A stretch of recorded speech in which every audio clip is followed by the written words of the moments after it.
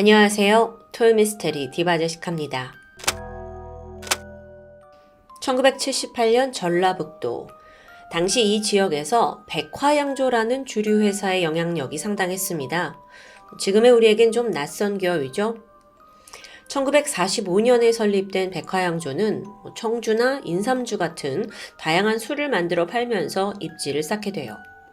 현재에는 대기업에 인수돼서 합병된 상태고요. 하지만 그 주력 상품이던 백화수복만큼은 지금도 명맥을 이어가고 있죠. 자, 이 백화양조가 본거지를 두고 있던 건 전라북도 군산입니다. 당시 백화양조 회장의 아들 강구는 군산에서 고등학교를 다니고 있었거든요. 근데 워낙 유명 회사 자식이다 보니 지역 여학생들에게는 부잣집 아들이래 선망의 대상처럼 여겨졌어요. 그리고 같은 시기 군산의 모 여자고등학교에는 아주 예쁘기로 소문난 3학년 김양이 있었습니다. 남학생들로부터 끊임없는 구애를 받아올 만큼 아주 예쁘기로 소문났어요. 그런데 사실 김양은 백화양조 회장의 아들 강군과 오랫동안 교제 중이었죠. 이 두 사람이 초등학교 동급생이었는데 어느 순간 알고 지내다가 갑자기 친구에서 연인으로 발전한 겁니다. 그 후 고등학교 3학년이 될 때까지 관계를 유지하고 있었고요. 이 두 사람의 교제를 가장 기쁘게 여긴 건 다름 아닌 김양의 가족들이었습니다. 이 지역에서 제일 잘 나간다는 그 기업 아들이 딸과 사귄다? 이건 신분 상승의 기회가 될 수도 있으니까요. 사실 김양의 집안은 가난한 편이었습니다. 1978년이라는 시대적 배경을 감안했을 때 좋은 집안의 딸을 시집 보내는 건 신분 상승의 가장 빠른 방법으로 여겨질 수 있죠. 김양도 이걸 의식했던 걸까? 같은 해 4월에 김양이 어머니에게 엄마, 이제 우리 가족도 잘 살 수 있어 라는 말을 남겼다고 합니다. 추측컨대 김양과 강군 사이에 결혼 이야기가 오갔을 수도 있죠. 아니 사실 근데 이들이 지금 고3이잖아요. 시대적 배경상 그걸 감안했을 때 고등학교 3학년 두 사람이 결혼을 상의하는 게 아주 섣부른 일만은 아니었습니다. 그렇게 두 젊은 남녀가 장밋빛 미래를 꿈꾸던 어느 날 뜻밖의 소문이 시작됩니다. 강군의 같은 반 친구가 이런 말을 한 거예요. 야, 네 여자친구 그 김양 걔 남자 관계 되게 복잡하대. 아주 까져가지고 문란하다더라? 앞서 김영이 외모 때문에 군산 지역에서도 유명하다고 했죠. 들이대는 남자도 많았어요. 그렇기 때문에 강구는 여자친구에 대한 소문이 신경이 쓰일 수밖에 없죠. 시간이 갈수록 의심이 커지게 됩니다. 그러던 어느 날 결국 여자친구를 미행하는 지경에 이르렀고요. 당시 김양은요, 학교에 등교하기 전에 이른 새벽에 일어나서 과외 수업을 받았다고 해요. 강군이 의심했던 건 바로 이때였죠. 과외 핑계로 혹시 누구 만나는 거 아니야? 이런 생각이 계속 들었거든요. 그래서 그날 새벽 뒤를 밟았죠? 확인해보니 의심할 만한 점은 전혀 포착할 수 없었습니다. 하지만 이미 시작된 이 의심의 불씨가 좀처럼 꺼지지 않았어요. 4월 8일 새벽, 그날도 김양은 과외 수업을 받기 위해서 일찌감치 집을 나섰습니다. 그런데 이때 강군이 떡 나타나서 앞을 가로막아요. 무슨 일이야? 했더니 야, 내가 좀 할 얘기가 있어. 따라오라면서 김양을 어딘가로 데려갑니다. 그렇게 이끌린 곳은 군산시 월명동에 위치한 백화양조 공장. 자, 지금은 그 누구도 출근하지 않는 새벽 시간입니다. 공장은 끔찍히도 고요했죠. 강군은 김양을 데리고 저벅저벅 걸어서 공장 2층으로 향해요. 거기에는 실험실이 위치해 있었습니다. 그곳에서 강군이 본격적으로 여자친구를 추궁하기 시작했습니다. 너 나 몰래 딴 남자 만나냐? 너 다른 남자랑 잤다며? 사실 증거 없는 질문들이 이어졌죠. 그런데 이 강군이 점점 더 과격해집니다. 김양은 황당했어요. 그저 소문만 듣고 이러는 거니까요. 그래서 나는 너 말고 만난 사람이 없어 라고 해명을 하지만 강군이 쉽게 믿지 않는 눈치입니다. 오히려 김양을 더 몰아붙여요. 너 누구랑 만났어? 누구야? 그럼 이런 소문이 왜 돈 거야? 자, 그러자 너무도 억울해하던 김양이 어떻게 해서든 내가 결백하다는 걸 보여주고 싶었죠. 그래서 하나씩 스스로 옷을 벗더니 강군 앞에 알몸으로 서게 됩니다. 너 내가 다른 남자랑 성관계 가졌다고 했지? 그런 증거 있냐고. 나한테 찾아보라고. 이렇게 옷을 벗고 이렇게까지 하는데도 강군은 김양을 믿지 못해요. 그런데 생각해보세요. 이 상황에서 김양은 극심한 수치심과 억울함, 거기에 배신감까지 느꼈을 겁니다. 이로 인한 충격 때문이었는지 강군이 그녀를 막 몰아붙이는데 잠시 후 김양이 경련을 일으키면서 실신하고 말아요. 강군은 갑자기 눈앞에서 여자친구가 쓰러지니까 너무나 당황했어요. 그래서 쓰러진 그녀를 붙잡고 막 강하게 흔들었죠? 야! 근데 반응이 없습니다. 그리고 순간 머릿속에 얘 죽었나 봐. 이 실험실에 오기 전 원래 강군의 계획은 직원들이 출근하기 전에 김양과 이야기 끝내고 얼른 나갈 생각이었습니다.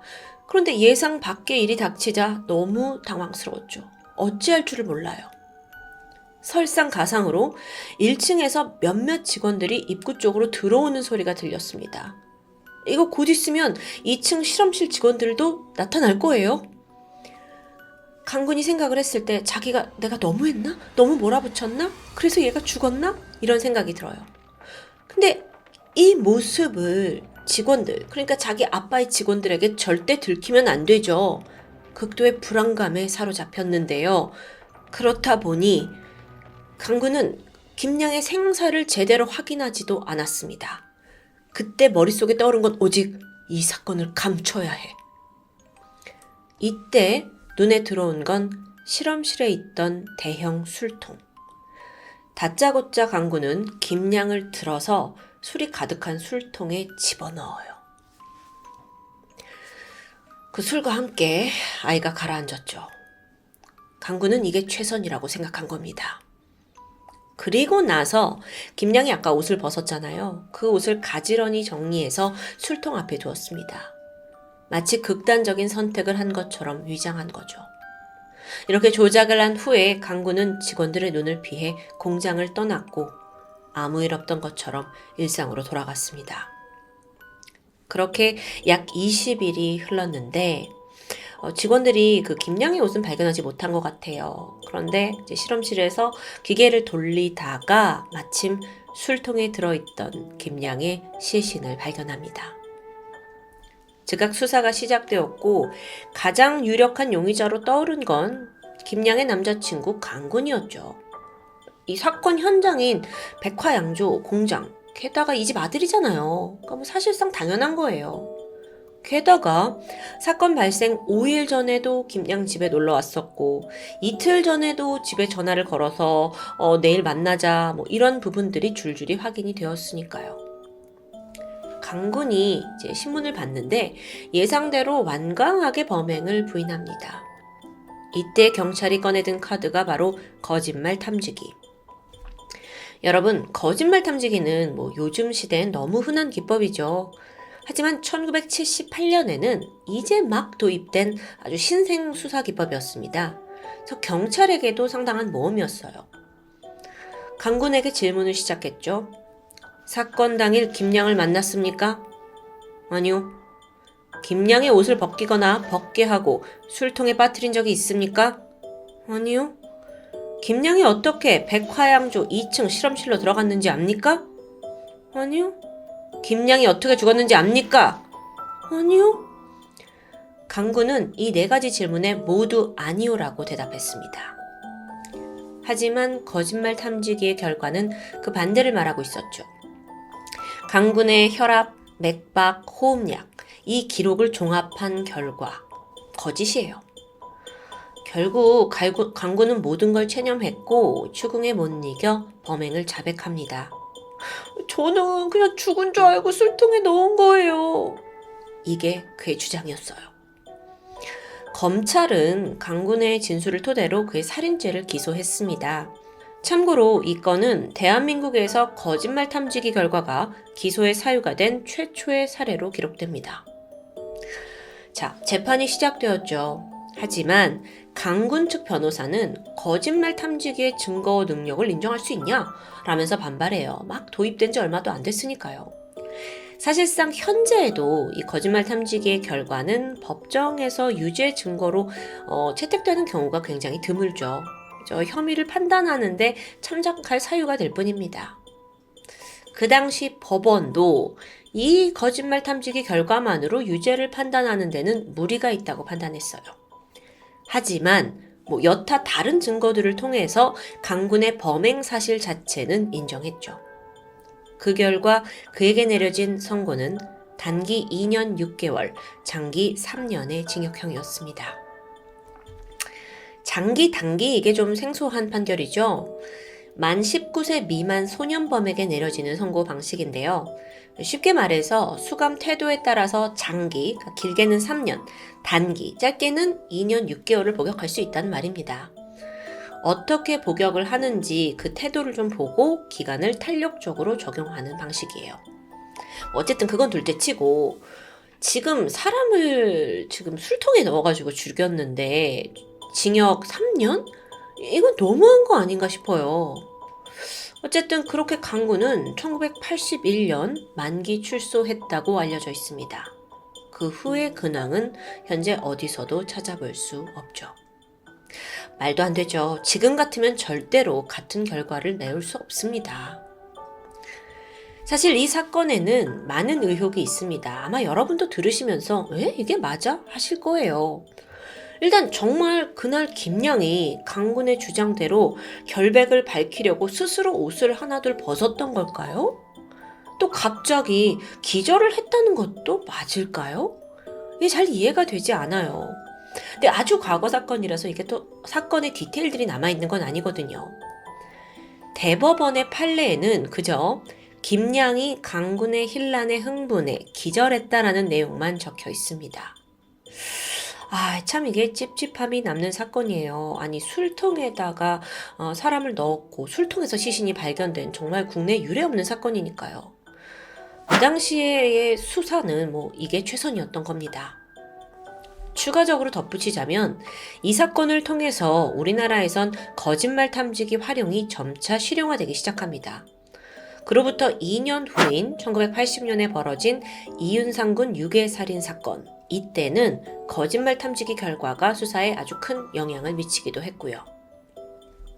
한편 백화양조 이 회사 사장 아들이 여자를 죽게 하고 그것도 모자라 술통에 넣었다? 이거가 알려지면 백화양조의 이미지 그대로 곤두박질 치는 건 시간 문제죠. 사건이 알려지게 된 것도 참 극적인데요. 원래 한 언론사가 취재를 막 해서 최초로 사건을 보도했어요. 근데 이러면 기업 이미지 나락하잖아요. 그래서 백화양조 측에서 이 기사가 담긴 신문의 해당 호수를 전량 구매해서 폐기해버려요. 지금 같으면 상상도 못할 일인데 그때는 이런 방법이 가능했던 것 같아요. 어차피 지역신문일 테니까 다 회수한 거죠. 근데 언론사가 물러서지 않았습니다. 아예 이 사건에 대한 심층 보도지를 발매했어요. 그러자 백화양조 측에서 또 한 번 전량 구매해서 다 폐기해버려요. 이 과정이 몇 번 반복됐다고 합니다. 하지만 하늘을 손바닥으로 가릴 순 없죠. 결국 사건은 세상에 알려지고 말았는데요. 우려했던 대로 백화양조, 특히나 군산 쪽 민심이 수렁였습니다. 게다가 여기에 끔찍한 괴담까지 돌기 시작했어요. 그게 뭐였냐면 김양의 시신이 발견되기까지 좀 시간이 걸렸거든요. 근데 이 기간 동안 해당 술통에 들어있던 술이 판매된 건 아니냐라는 의심이에요. 이건 정말 상상만 해도 너무 소름 돋잖아요. 근데 이게 워낙 자극적인 이야기다 보니 소문은 빠르게 퍼져나가기 시작했죠. 그러다 보니 나중에는 아예 백화양조의 그 대표 상품이던 백화소주가 그거 김양의 시체가 들어간 채로 만들어졌대. 그대로 출고했대. 이게 괴담에서 그게 점점 기정사실화됩니다. 결국에는 여고생의 시체로 만든 소주다라는 이야기까지 파생되었고요. 현실적으로 실험실에 있던 술이 시중에 출고되었다는 건 와전된 것으로 보입니다. 또 김양의 시신이 발견된 통이 애초에 약간 술 찌꺼기를 모아놓는 곳이었다라는 이야기도 있어요. 술통이 아니라 술 찌꺼기 통이다. 네, 확실한 건 이 사건으로 인해 백화양조 측은 엄청난 하락세를 경험했고요. 결국 1년도 안 돼서 소주 사업을 접게 되었다는 부분입니다. 그럼에도 지금까지 여고생의 시체로 만든 소주, 이런 엽기적인 이야기는 괴담처럼 전해지고 있습니다. 하지만 이 사건에서 진짜 무서운 건 따로 있죠. 바로 김양을 살해한 강군이 우리 사회 어딘가에서 멀쩡히 살아 숨쉬고 있다는 점 아닐까요? 토요미스테리 디바제시카였습니다. 안녕하세요. 토요미스테리 디바제시카입니다. 전라남도 무안군 운남면, 여긴 인구 1300명 정도가 사는 한적한 시골 마을입니다. 언론의 조명을 받을 일이 전혀 없던 곳이었죠. 2006년 7월 23일 전까지는요. 그날 늦은 저녁 운남면에 살고 있던 57세의 남성 이정수 씨는 읍내에 있던 장례식장에 참석을 했고 이후에 친한 후배들과 다방에 가서 간단히 차와 담소를 나눴습니다. 그리고 밤 10시 집에 가서 쉬어야겠다면서 자리를 일어나는데 함께 있던 후배 한 명이 그를 집까지 데려다주게 되죠. 같은 날 이정수 씨의 동생 이정일 씨는 형에게 안부차 전화를 걸게 되는데 평소와 다르게 30초가 넘도록 연결음만 들리다가 전화는 뚝 끊어집니다. 형이 바쁜 일이 있겠거니 싶어 대수롭게 여기진 않았는데요. 그런데 그날 이후 형 이정수 씨는 계속해서 연락이 닿지 않았습니다. 동생 정일 씨는 걱정을 하던 차 형의 아들이자 조카인 이훈 씨에게 연락을 했는데 당시 그는 가족과 떨어져 살고 있었기 때문에 상황을 잘 모르는 듯 했죠. 그리고 그 연락을 통해서 그제서야 이 모든 가족들이 이정수 씨가 사라진 걸 알게 됩니다. 실종 3일째인 7월 26일에서야 경찰에 신고가 접수되죠. 동생과 아들 이훈 씨는 경찰 수사와는 별도로 직접 이정수 씨를 찾아다녔습니다. 인근 마을은 물론이고 한평에 무안까지 다 뒤지면서 흔적을 헤맸죠. 그렇게 수일이 지난 어느 날 동생 정일 씨가 무안에 있는 한 저수지를 지날 때쯤 뭔가 찜찜한 기분을 느꼈습니다. 분명 얼마 전에도 여길 지나간 적이 있었는데 그때는 눈여겨보지 않았던 거예요. 그런데 보니까 차량 한 대 정도가 지날 만한 작은 뚝방길이 눈에 들어왔어요. 그 아래로 이제 저수지가 펼쳐져 있는데 그 며칠 전에는 저수지까지 도저히 차가 들어갈 만한 길이 없다라고 생각을 해서 그냥 지나쳤던 겁니다. 근데 이번에 보니까 약간 이상한 점이 있어요. 인근에 있는 풀들이 모두 저수지 방향을 향해서 누워있던 겁니다. 그래서 동생 정일 씨는 일단 차에서 내려서 살펴보는데 차의 바퀴 자국이 이 뚝방길을 지나서 저수지까지 이어져 있는 걸 보게 되죠. 그런데 더 기이한 건 차가 들어간 자국은 있는데 나온 자국은 없었습니다. 혹시 저수지에 차가 빠진 건 아닐까요? 가족들은 이 사실을 경찰에 알렸지만 수사기관에서는 그걸 그렇게 단순하게 우리가 추론을 할 수는 없다면서 조사를 거부하게 되고요. 여기에 답답해진 가족들은 사비 200만 원을 들여서 직접 이 사건을 수색하기로 하죠. 잠수부 4명이 동원되었습니다. 그 당시 7월 장마가 끝난 직후였기 때문에 저수지에 물이 상당히 불어 있었다고 해요. 그래서 이제 수중이 뿌옇게 가려져가지고 시야를 제대로 구분할 수가 없었죠. 그렇게 잠수부대에 들어가서 물속을 헤맨 지 10분쯤 지났을 때 심상치 않은 게 포착됩니다. 자동차 범퍼였어요. 그리고 2006년 8월 9일 드디어 인양 작업이 시작되는데 수면 밖으로 흰색 스포티지 차량이 모습을 드러냅니다. 이건 이정수 씨가 소유하던 차와 같은 종류였죠. 가족들이 설마 하면서 안쪽을 살펴보는데 운전석에는 그토록 찾아 헤맸던 이정수 씨가 있었습니다. 실종 18일 만에 발견된 거죠. 그런데 복잡한 문제는 지금부터입니다. 사망한 정수 씨의 자세가 너무도 기묘했어요. 운전대를 중심으로 이 대시보드 위에다가 양발을 벌린 채 올려놓고 비스듬히 누워있는 모습이었죠. 안전벨트는 차고 있었는데 마치 이건 뭔가 휴식을 취하는 듯한 모습으로 보입니다. 그런데 만약 정말 이게 휴식을 취하다가 일을 당한 거라면 차량 기어가 주차 상태인 P에 놓여 있어야 합니다. 하지만 기어는 주행 상태인 드라이브에 놓여 있었죠.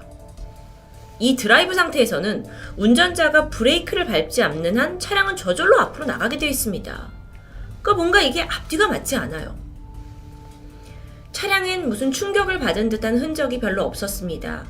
전면 유리가 좀 깨져 있었고 와이퍼가 작동하다가 중간에 멈춘 상태? 그리고 외관 역시 약간 긁혀있는 정도의 손상이 보였죠. 우선 그가 사고를 당한 건지 아니면 혹은 자살이나 타살인 건지 밝히는 게 급선무겠죠. 이 발견된 저수지는 집에서 28km나 떨어진 곳이었고 또 아주 외진 곳이었기 때문에 여기에 어떻게 왔는지 밝혀내는 게 중요합니다. 그리고 유력한 사망 시나리오들 중 가장 먼저 떠오른 건 이정수 씨가 근처를 지나가다가 실수로 졸음운전을 했고 차체에 같이 저수지에 빠진 시나리오입니다. 무엇보다도 기어가 이제 드라이브 상태였기 때문에 말이 되는 듯 했죠. 차가 저절로 움직인 겁니다. 그런데 정수 씨가 발견된 자세로는 도저히 운전을 했다는 게 설명이 되질 않아요. 다리를 위에 올리고 있었으니까요. 그렇다면 두 번째 가능성은 정수 씨가 차에서 쉬고 있었는데 차가 저절로 물에 빠졌을 경우입니다. 근데 이건 들으면서도 좀 말이 되지 않죠. 일단 쉬려고 차를 세웠다면 당연히 기어를 주차나 최소한 중립 모드로 해놨을 겁니다. 게다가 또 한 가지 중요한 건 만약 차가 물에 빠졌더라도 부력의 영향으로 차 내부에 물이 완전히 차기까지는 어느 정도 시간이 소요됩니다. 그 틈에 운전자가 빠져나올 수 있었을 텐데 정수 씨는 그저 누운 채로 발견됐다는 점이에요.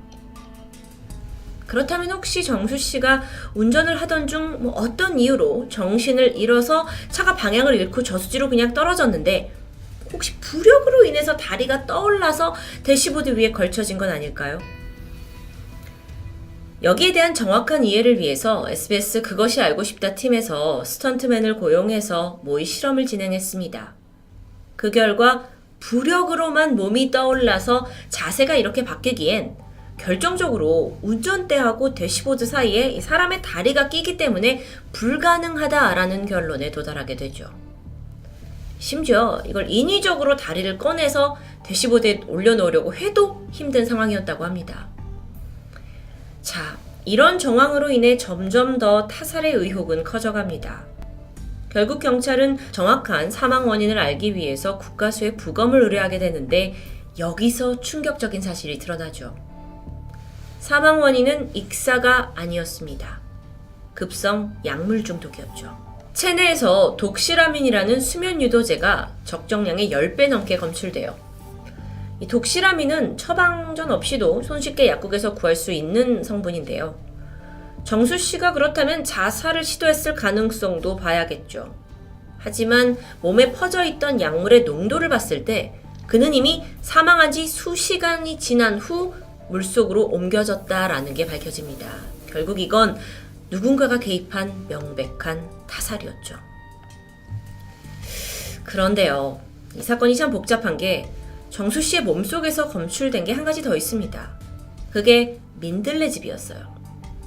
민들레즙은 이제 간세포 재생을 빠르게 해서 위장 회복과 개선을 돕는 어떤 건강식품으로 알려져 있는데 평소 이 씨가 간이 좋지 않았다고 해요. 그래서 사망 보름 전부터 매일 밤 10시쯤 되면 아내가 직접 깔아준 민들레즙을 복용했었죠. 그가 마지막으로 포착됐던 다방에서도 나 이제 민들레즙을 먹을 시간이다. 그래서 가야 된다. 라고 말한 사실이 확인됩니다. 그렇다면 정황상 정수 씨가 실종되던 날 집에 돌아가서 아내가 갈아준 민들레즙을 마신 후 다시 집을 나와서 차에 올라탄 시나리오가 되는데요. 그렇다면 결국 이정수 씨가 가장 마지막까지 있었던 인물, 아내 김 씨. 그녀가 유력한 용의선상에 떠오릅니다. 아내 김 씨는 4년 전에 이정수 씨와 재혼을 한 관계였죠. 행적을 살펴보면 남편이 실종된 다음 날 아내가 시어머니한테 전화를 걸어서 혹시 남편 거기 있어요? 라고 물었다고 합니다. 그래서 왜 없냐? 이래서 걱정이 된 시어머니가 신고를 해야 되는 게 아니냐? 라고 했지만 아내는 곧 오겠죠? 라는 말만 남긴 채 전화를 끊었다고 하는데요. 그리고 이후에 경찰에 그녀는 실종 신고가 아닌 단순 가출 신고를 했어요.